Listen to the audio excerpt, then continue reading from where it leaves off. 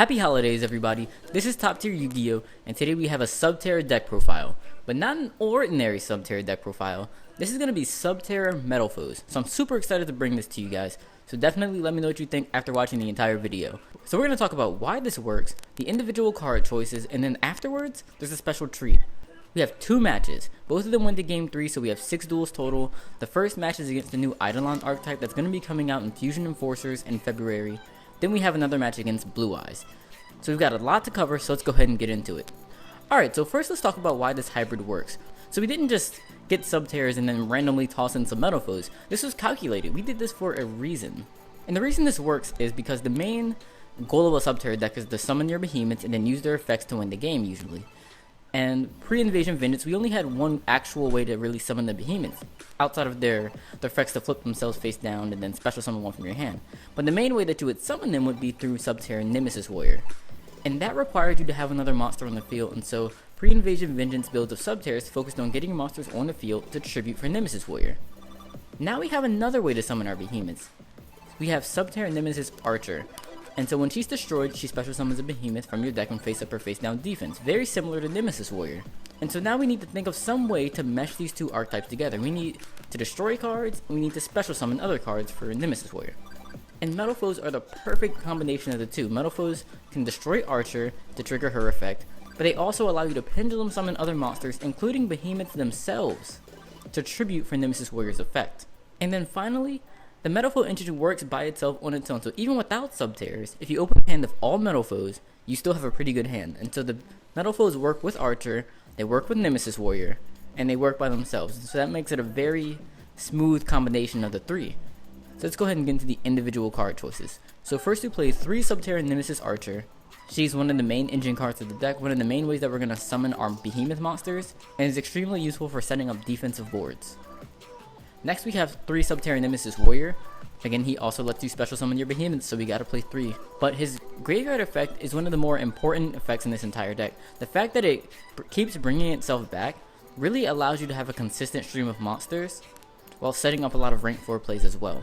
The first effect is also really good because it allows you to dodge targeting effects, so you can have your behemoths on board, and if your opponent tries to target it with an effect while you have Nemesis Warrior, you just tribute both of them to summon another behemoth. And then for the behemoths, we wanted to keep these to a minimum because they sort of break if you open too many of them, so we're only playing 3 Stalagmo, 2 Umastrix, and 1 Stygo Kraken.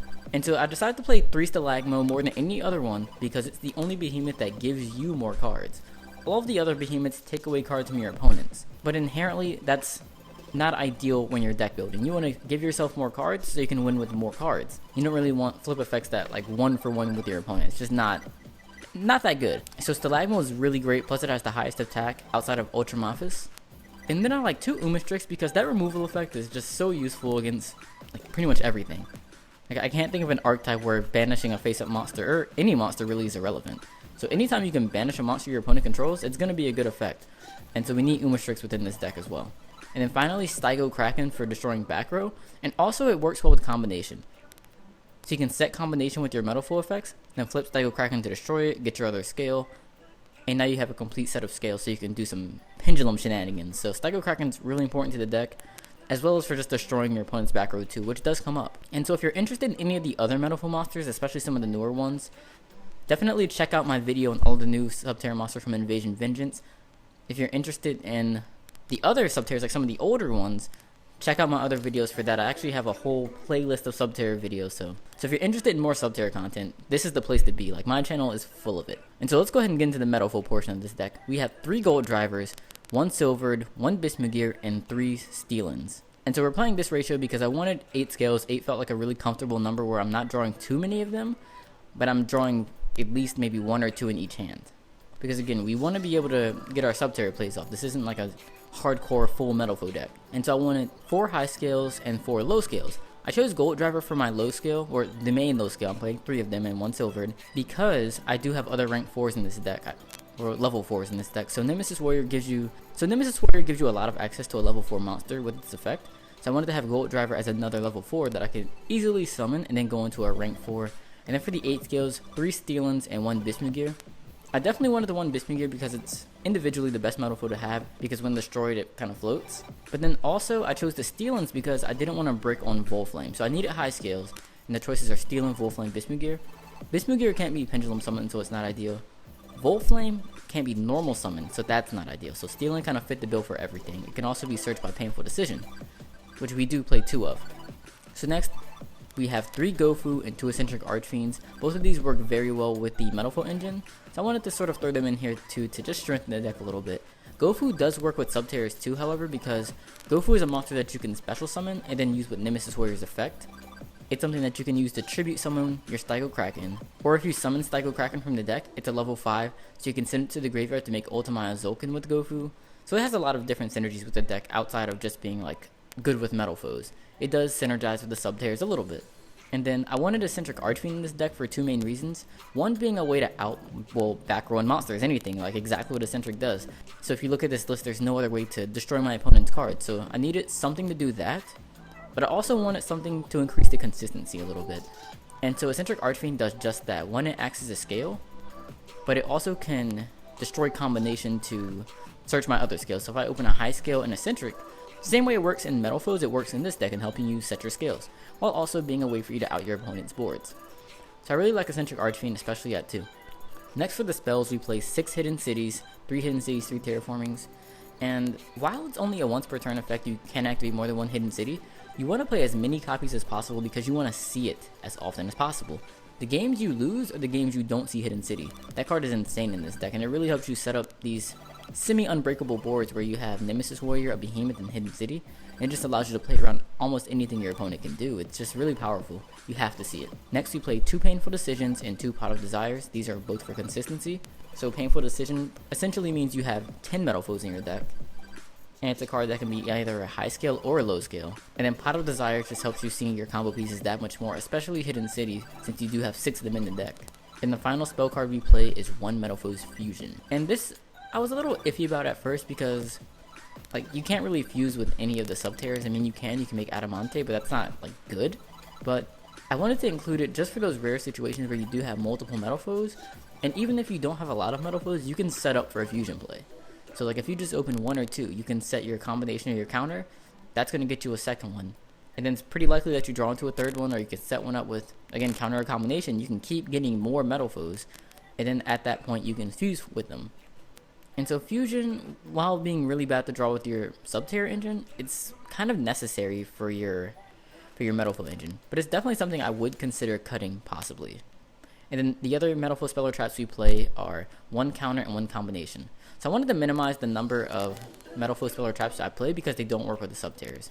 So we play obviously a lot of Subterror cards in this deck, and if none of them work with any of the Metalfoe spell or traps, we don't want to play that many Metalfoe spell or traps. And so I just wanted to play the bare necessities. So combination for getting more Metalfoes from the deck when destroyed, and then counter for kind of helping your brick hands. Like, you're not always going to open up broken, and when you don't open broken, like having a set archer set counter combination is pretty hard to get over. And so counter is really useful for situations like that where you can't really make a strong board, but you can keep yourself from losing, and it's going to help you set up for that next turn. And the final 2 cards are 2-dimensional barriers because I wanted 2 reactive defensive cards. And it was really between that and the Max C's. However, because I do play Ultimaya Zolkin in the extra deck, I thought it'd be better to play an actual trap in the main versus the Max C's. And usually, depending if I'm going first or second, I just swap those 2 out. So now let's get into the extra deck. So for the fusions, we play 1 Orichalc, 1 Mithrilium, 1 Adamante, and 1 Full Metalfoes Alcahest. And then for the synchros, we have 1 Zolkin, 1 Vermilion Dragon Mech, 1 Scrap Dragon, 1 Void Ogre, 1 Crystal Wing, and 1 Omega.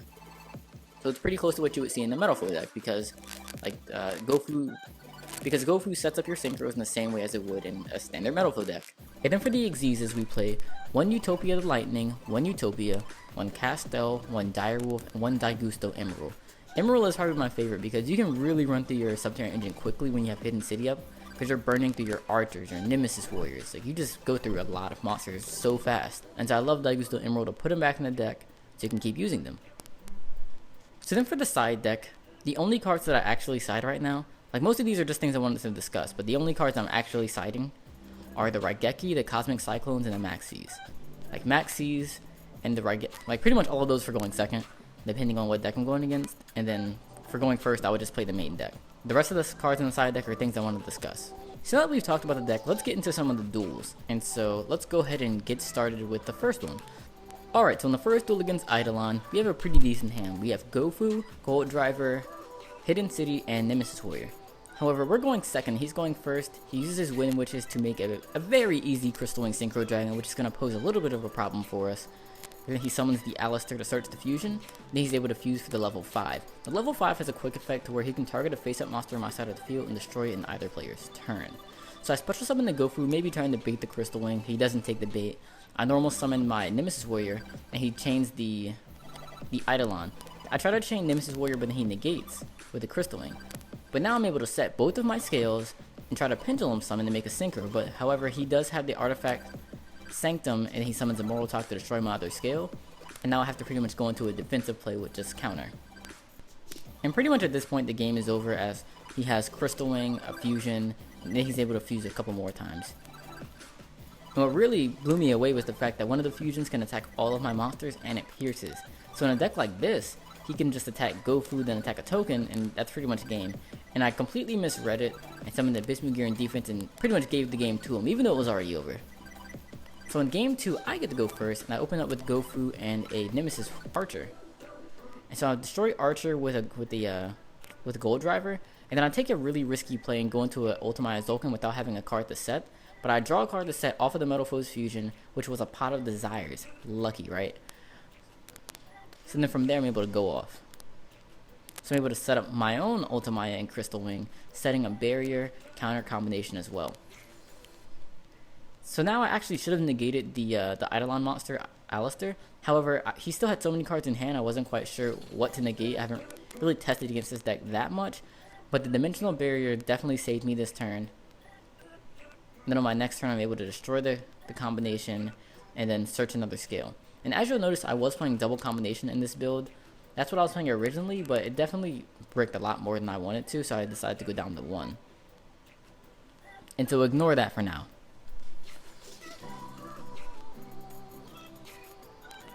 So then I'm able to push through his barrier.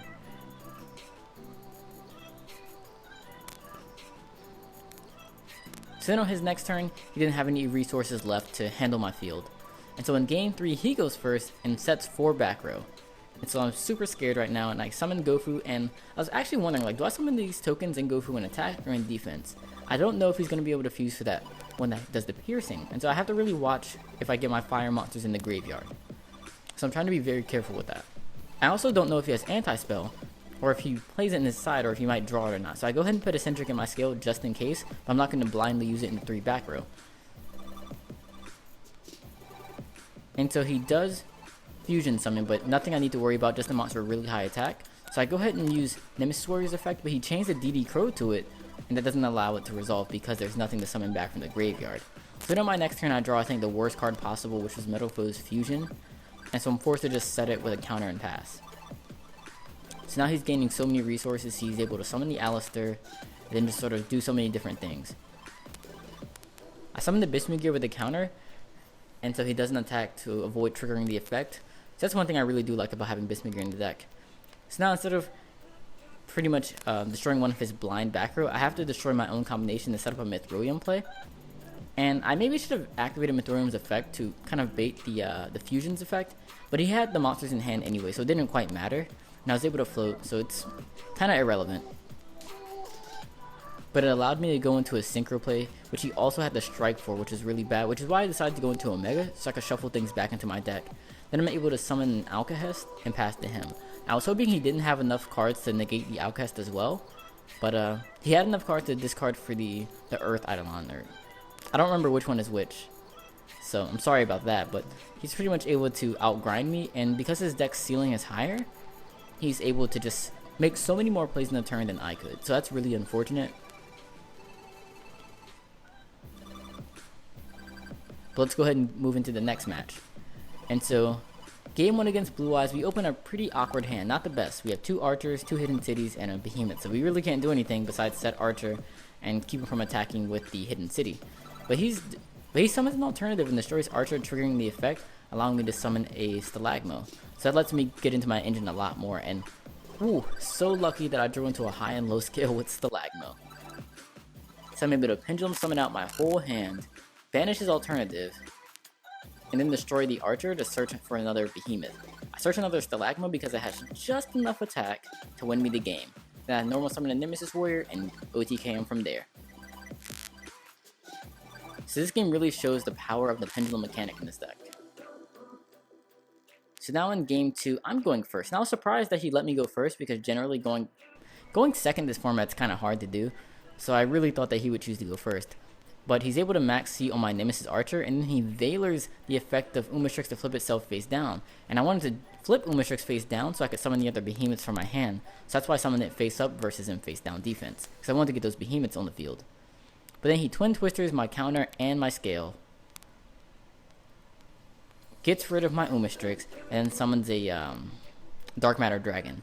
And so I'm in a really tough spot right now, and I'm sort of hoping to top deck something good. I didn't even know he had to set anti-spell. But I go ahead and top deck a combination until we move on to game 3. So because he chose to go second that last game, I was pretty much assuming he wanted to go second again this game. And it's also, that's a good assumption because most decks choose to go first. So I didn't expect him to be siding an anti-spell, so that definitely caught me off guard. But because it's a Subterror deck, I am able to play around it to a certain extent. And so he's really unable to make a very strong play on his turn.